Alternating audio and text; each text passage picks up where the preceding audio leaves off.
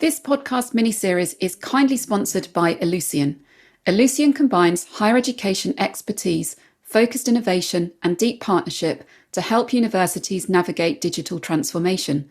Serving more than 2,900 higher education institutions worldwide, Ellucian is your trusted partner for driving institution-wide success. Visit Ellucian.com to discover the complete integrated Ellucian software as a service platform and how it seamlessly connects people, processes, and applications across your institution.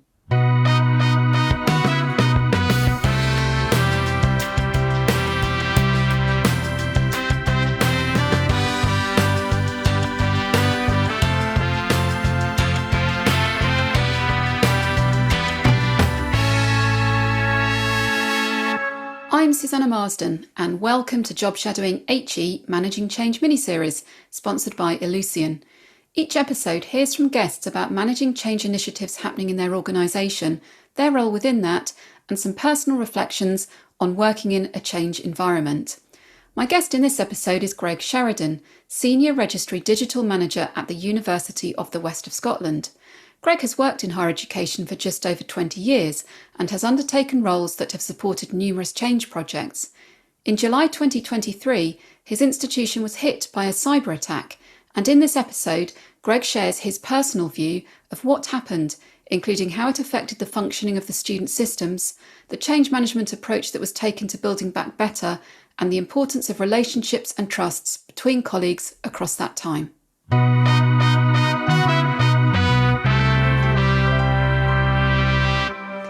Greg, welcome to the podcast and thank you for being my guest today on this Managing Change mini-series. Let's start a bit about your role. You're Senior Registry Digital Manager at the University of the West of Scotland, and I'm interested to know a bit more about the nature of your role. You're located in registry, but your job title suggests an IT element too, so I'm thinking you must have a linchpin position. Can you give us an overview of how your role works and what you do? Well, firstly, thank you for having me. Yeah, I am senior digital manager in registry, which is a bit of an odd place to put someone. And it's something that's kind of happened a lot in my past with kind of bridging that span between the digital and the functional areas. And so at UWS, we were looking at that and how we wanted to get better value out of systems and better value out of change. And we realized to do that, what we had to do was kind of create this tertiary area in registry that was that digital function. So registry has your very traditional records team, and it has your traditional kind of awards and graduations team. And they look after also your enrollments and all those other things that happen for students to get a really good experience. But all of that's now done in the world of technology and stuff. And so we've got a big system. We're an Ellucian Banner user at UWS. And my role is really to look at that and sit down next to the other managers and say, well, how are you using the system and what's the frustrations that you have, or what do you want to do better with it? And then have the team of people to come up with the ideas and do that. So it's not just like, oh, the system doesn't work, so we'll contact IT and see what they can do for us. We're trying to be the innovators there and kind of the dream team to come up with the ideas of how better to use it for the future. And you've worked in higher education for over 20 years, firstly in the US and then at 2 universities in Scotland. And looking at your profile on LinkedIn, nearly all of your roles have involved planned institutional change, centralising timetabling, developing an integrated student hub, and most recently, student record systems.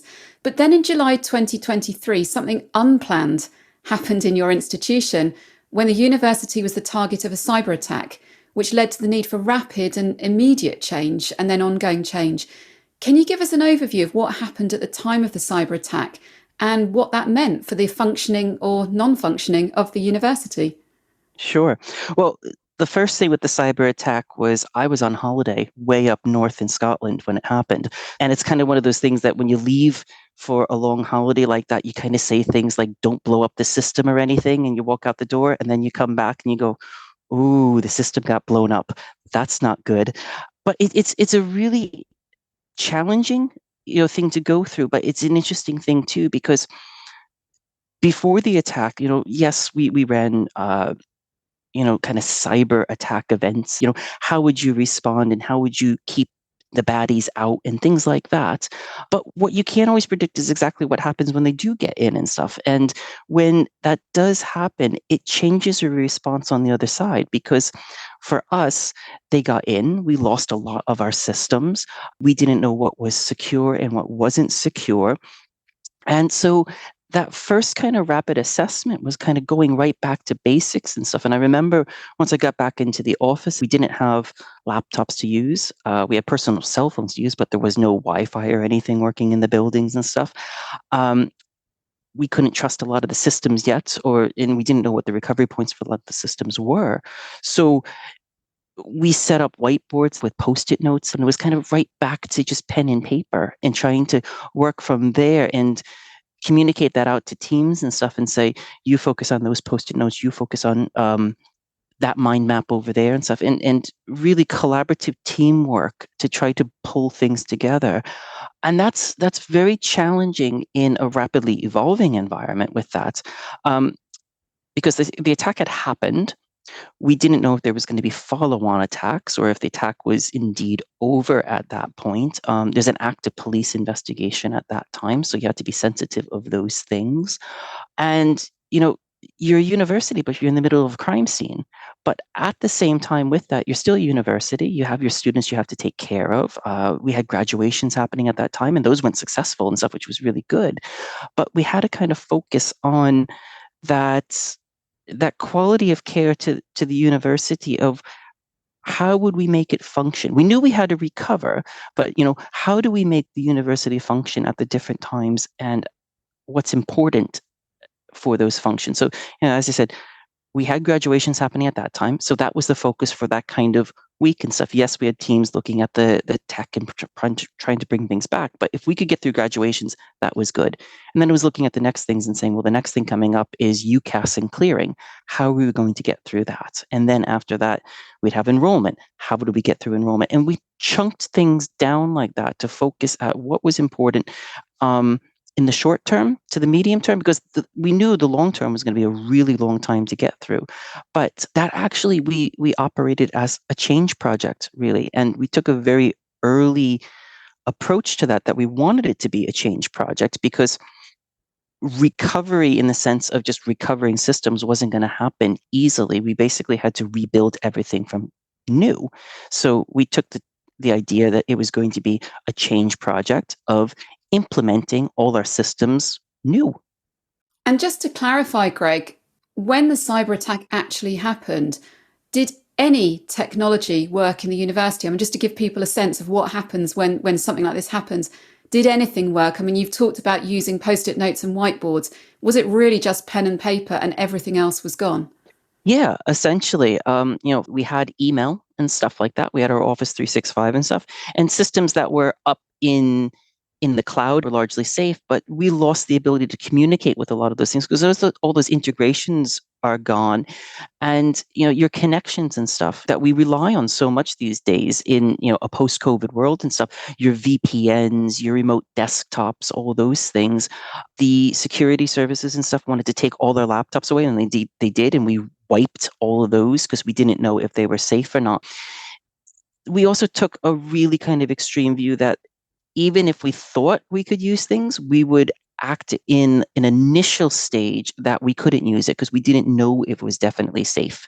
It was really back to pen and paper, back to individual meetings with staff and stuff face to face, because that way we knew we were kind of safe. The hackers can't get at you if you're in a room having a conversation with people. They can see what's floating about in data being transferred between systems. So we tried to make sure that we were doing things in a safe way to recover things with decisions being made outside of actual or virtual environments.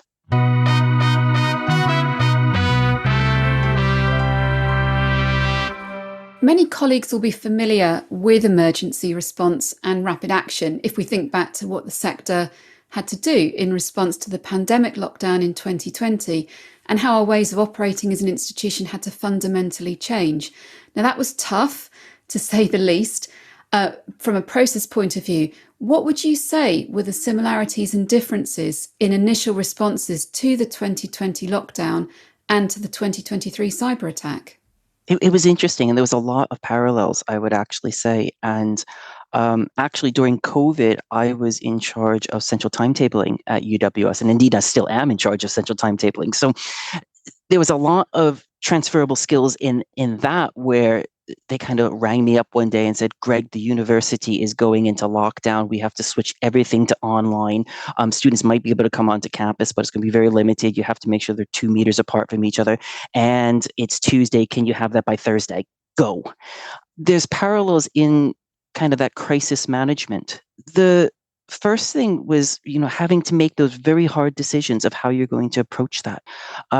In true triage management and stuff, there's this idea of assessing everything, of pass it by because it's dead, or is it walking wounded and it's going to be okay, and kind of grading everything in between. And we did that, through the attack, and through COVID and stuff too, to say, okay, in COVID, there were specific rooms that we just could not use. We just had to say, this classroom's too small, shut it down, we're not using it. Or this type of teaching event is too risky, shut it down, we're not going to teach it that way. And so we transferred those types of lessons over to the cyber attack too, and said, well, these systems, they're just too risky. Shut them down, we're not bringing them back right away. These other systems we need, but it's going to require a different approach to doing it. Or it's a critical system, we're going to bring it back exactly as it is, but with some security around it. But yeah, we triaged all those things. And that kind of gave us the ability to then decide where to build things back from. And there's so many decisions that you have to make in a situation like that. There's 1,001 decisions that are all pressing on you, and everybody has kind of their own priority of those.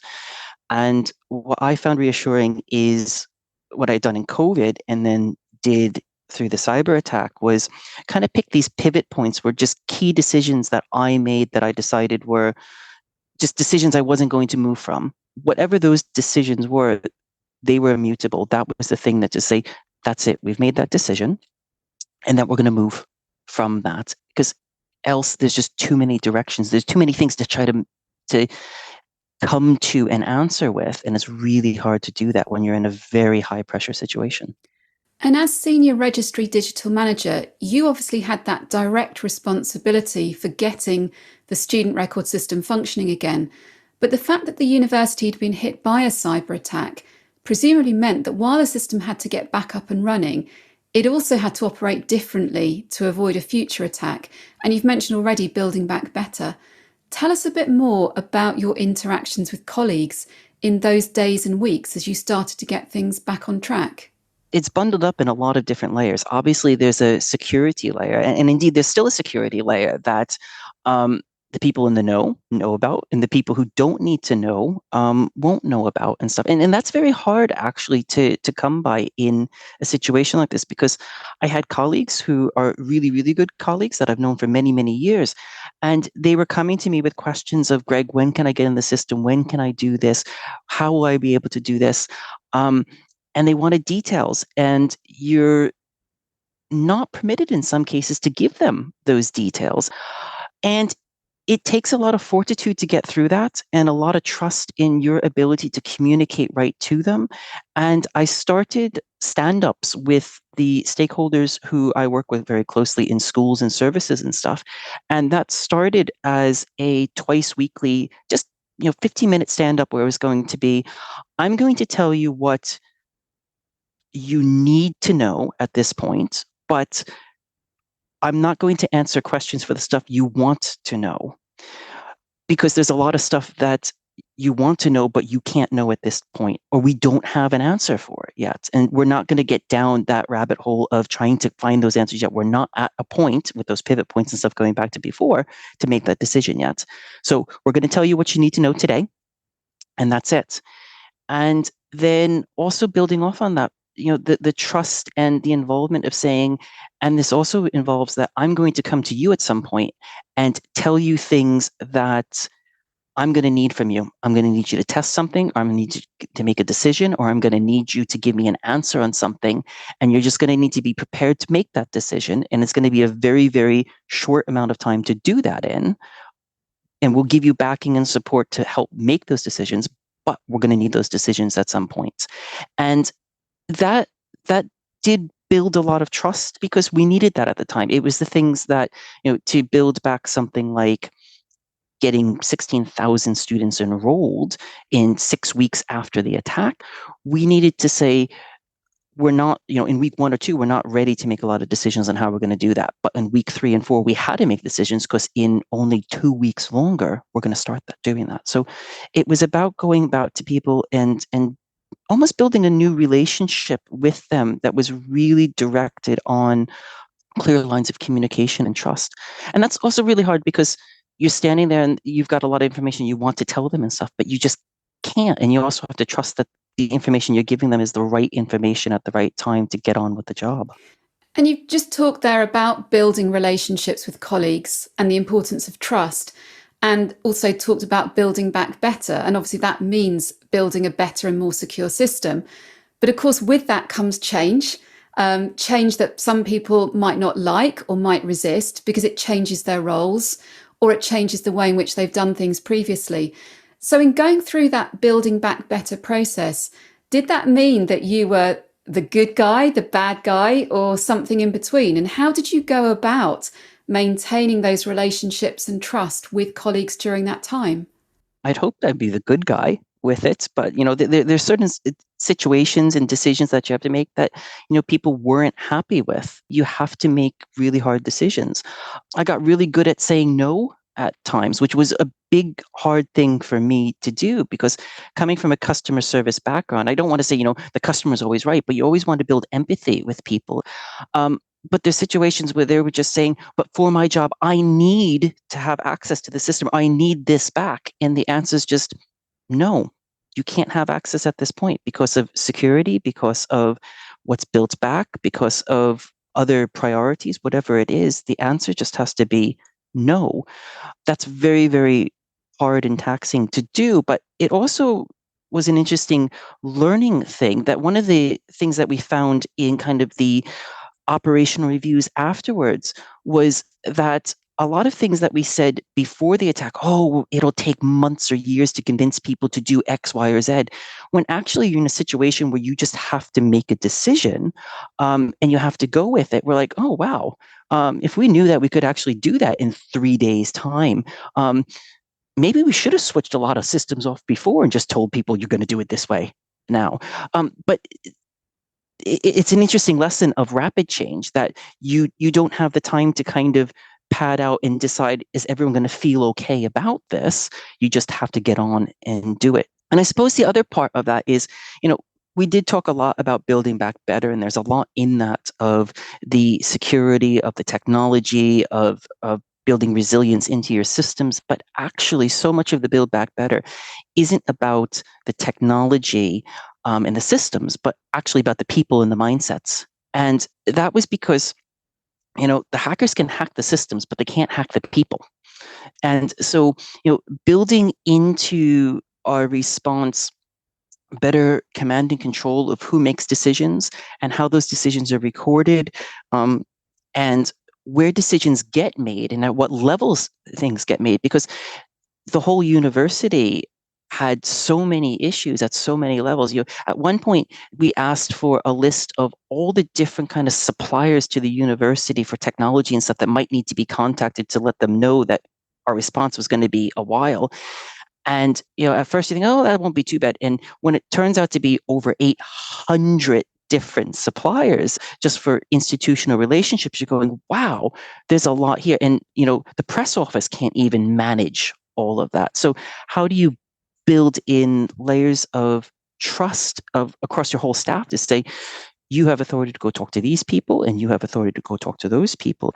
And that starts to actually change that involvement and that ownership and almost a sense of pride in you have a you have a place in the cyber attack response. It's not just about the security experts and the IT people bringing the systems back, but everybody at the university kind of came together and found what their role in it, either at a really big level or even at the small levels of maintaining those relationships were.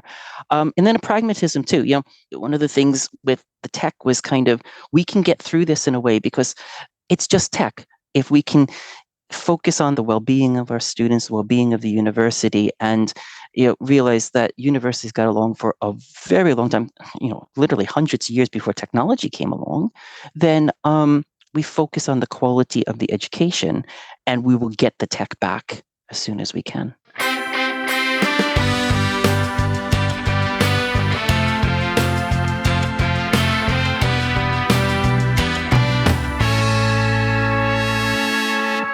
And working in that rapid change environment that you've been talking about, there have been pressures on you to deliver the immediate outcomes, and that must have been tough personally. And you're also leading your team as well. How did you manage your well-being during that time? It's a really hard thing. Admittedly, it's a really, really hard thing. During COVID, you looked out your window because everybody looked out their window during COVID. Like the whole country was in it all together. It's different with a cyber attack because it's specific to the institution. You have colleagues at other institutions that don't have those problems and stuff, and suppliers, and they're kind of saying, well, why can't you get me this report or get me that data? Or when would you be able to be back up on your feet and running for different things? And you don't know. It leaves you feeling a little bit vulnerable and a little bit lonely. That pressure on us to try to get things back, to get students enrolled within 6 weeks, was enormous pressure on us. And the other thing is, it's nothing that's going to go away easy. Some of the senior managers and myself had very early conversations, which actually helped with that. I remember clearly we were sitting in a room at the end of the day after a very hard decision day of a lot of stuff going on, and sitting there and going, this isn't going to get better tomorrow or next week or even next month. This is a months and months and months to get back to a point that everything is back. So how do we build in resilience with that? And I think part of that was a decision by myself and a lot of others to say, well, don't cancel leave and stuff, because you're going to need it. You're definitely going to need that just mental space to get away from work and stuff. So go on annual leave, enjoy it. Because if you just say, well, I'll work next week and just skip over that, you're not going to get that much further ahead. This is going to take too long to get through. So take the time out for yourself. It is just computer systems at the end of the day. They might be important computer systems, but they are just computer systems. And lean back, rely on your staff, and everybody's in it together to really support me as the manager there and stuff. And that was a really hard thing too, because as a manager, you're used to making a lot of decisions and stuff, but you're sitting there knowing a lot of information, a lot of sensitive information, and you have to put on a really brave face with this and say, it will be all right. And in the back of your head, you're going, I don't quite know how it's going to be all right yet, but I know what I have to do to fix it. And it really taught me a lot about that management position in a university. Because I came home early on in the attack and stuff, and my partner, she had said to me, do you have to make all those decisions of how the student record system comes back? Surely there needs to be someone else who's going to make those decisions for you. And I said, well, no, I'm the senior digital manager in registry. The buck stops with me with those decisions of what the priorities are, how we're going to bring that back, what teams are going to put to that. And that's my job, and I think it really kind of put in focus that role of what a manager is, particularly in change and stuff, of really having to make those hard decisions of how are you going to bring something back? How is it going to be different? How are you going to make that change? And then, working with your staff to make sure that you can carry that out. But it's been a very humbling experience doing that, but it's also been a really valuable experience. It's a club I don't necessarily love saying I'm part of, but being part of a club of going through really, really hard crisis situations of change like that makes you really evaluate your ability to make change and trust your decision in a very different way. And we're now in June 2024, so nearly 12 months on from the cyber attack. Where would you say you're at now with cultural change within the university? I'd say we're in a really, really good place, actually. I mean, are all the systems brought back yet? No, there's still a lot that aren't, but there's a lot of things to celebrate and really be proud of. The fact that 4 weeks after a massive cyber attack, we were able to go through admissions and clearing and all of that and restore applications to the university. And for those in tech speak, we went from on-premise to cloud-hosted systems in 4 weeks' time. And actually really less than that, because 2 of the weeks it was just spending the time trying to figure out what systems were viable and what systems weren't. That in itself is a process that normally takes months and almost years to get right. And we did that in 4 weeks. And within 6 weeks of the attack, we enrolled students to the point that they didn't know that there was lots of stuff in the background not working. They just saw that their system was back. And actually, the first few days where I was able to turn the systems back on and allow a handful of staff within registry even to get in and start poking about, the tears I saw from colleagues of just joy, like true tears of the system is back and how did you do that? That's very rewarding and stuff, but that started a cultural change of a reliance on each other as colleagues of bringing back what was important and saying, I know what's important right now, and that's what we focus on, and we're able to bring that back and change. Now tell me what's important to you next. And we've done that to the point that we brought back admissions and then enrollment and then examinations and then graduations. And we focused on a rolling basis with those things. And colleagues are more cognizant that change also doesn't come in one big bang either now with that these things, there's layers of them, and then there's explanations of why things come back in specific orders and stuff. And there's less of that, well, I just asked Greg for something and he wasn't able to give it to me, and so I'll just be angry about that and shout at a lot of people with it. You don't see it. Not that you saw lots of that before and stuff, but change through a crisis where everybody is involved and you have to have a really strong message of how you're going to approach it, really helps build in a level of collegiate working and stuff, and an understanding of what everybody else does and what parts they play in bringing back the entire university, really. And reflecting on the attack and what's happened since, do you think the role of the student record system is seen differently now within the university? Like, for example, has it shone a light about how central it is to the functioning of the institution? I think so. It's one of those things that in such a digital age, we're so used to having technology all around us. And when it's all taken away from you and you don't have that technology to rely on and stuff, you realize how much you do just go to it. And I remember that very early on when I was talking with some colleagues that said, well, our business continuity plan is if we can't get the reports through the normal systems we get them through, we'll just come to you, Greg, and ask for the reports as Excel spreadsheets. And I'm going, that would be great if I could give you an Excel spreadsheet, but the systems that would generate that do not exist right now and won't for several months. And they go, but can't I get that report? And you're like, well, no, we have to find a way to operate without that report.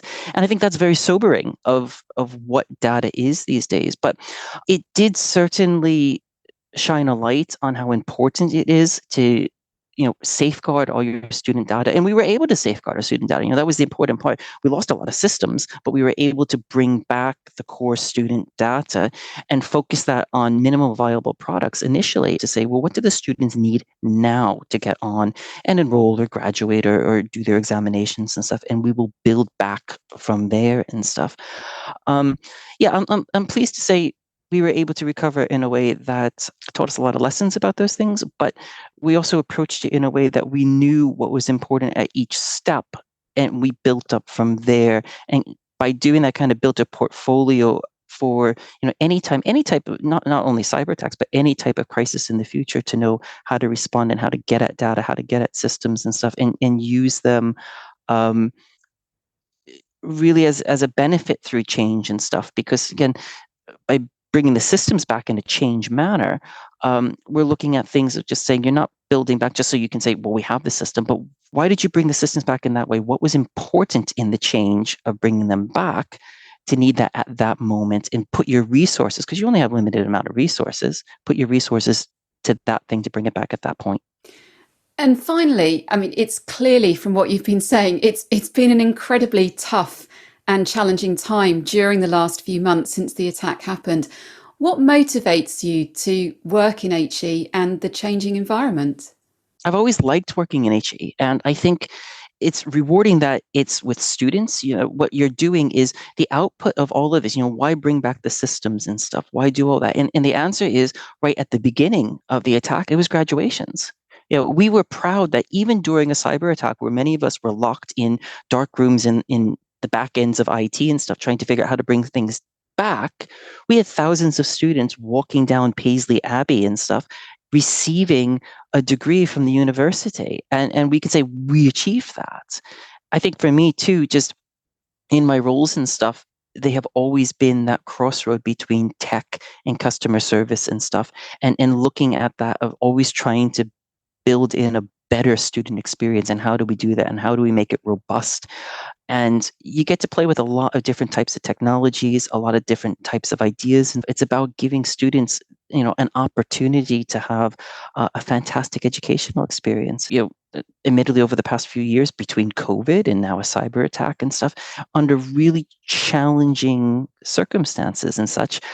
But you're building the ability for students in the future to go off and have amazing jobs and stuff because of what you were able to achieve and provide them through it. And that's really rewarding at the end of the day.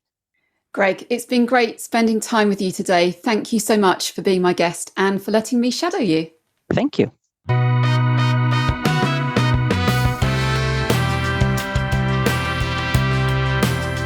Thank you for listening to Job Shadowing HE. The podcast was written and presented by Susanna Marsden, audio production and music by me, Rodri Marsden.